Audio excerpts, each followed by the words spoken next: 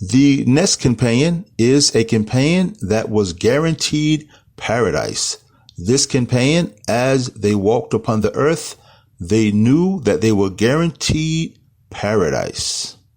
And this is a noble woman who her story is well known, although her name is not known by many. Her kunya was Zufar. Her name is Su'ayra al-Assadiyyah. Su'ayra al-Assadiyyah. And she is the Ethiopian woman who suffered from fits of epilepsy. May Allah Ta'ala be pleased with her.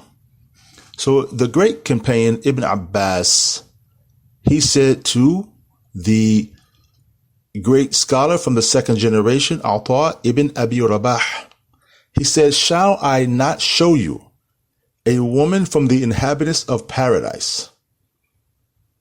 And so Ata, he said, he showed me a tall, large, yellow Ethiopian woman. And he said, this is Su'ayra al-Assadiyyah.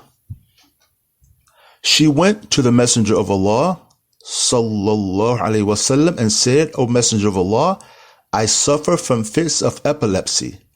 And during these fits, my body becomes exposed. So supplicate to Allah to cure me.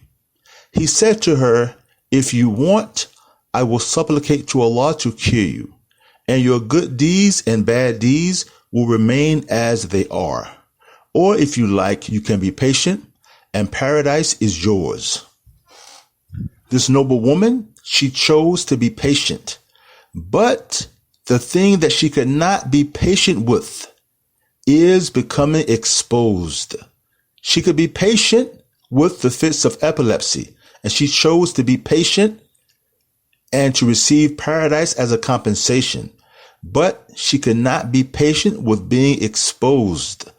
So the Prophet ﷺ, he prayed that she would not become exposed during these fits. And as the ulama mentioned, whenever they mention her story, they mention her extreme intelligence and her extreme modesty.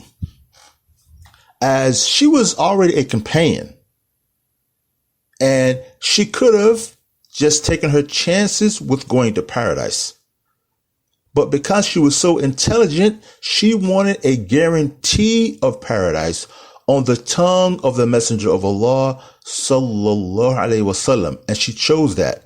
But because she was extremely modest, she could not be patient with becoming uncovered. And some of the ulama, they mentioned that the only thing that was becoming uncovered is her ankles. But she did not want any non-related man seeing her ankles. That's how modest she was. May Allah Ta'ala be pleased with her. Now, another benefit to this story is Ibn Abbas was narrating this story to one of the great scholars from the Tabi'een, the second generations of Muslims. And this man was Ata ibn Abi Rabah. And he was a Nubian black man from the Nubians of Mecca. And he was the Mufti of Mecca. He was the man who would give religious verdicts when the people came to Mecca for Hajj. And the ruler did not allow anyone to do that other than him. So he was some considered to be the first Mufti of Mecca, an extremely knowledgeable man who learned from many of the great Sahaba. May Allah Ta'ala be pleased with this noble woman, Su'ayra al-Assadiyyah.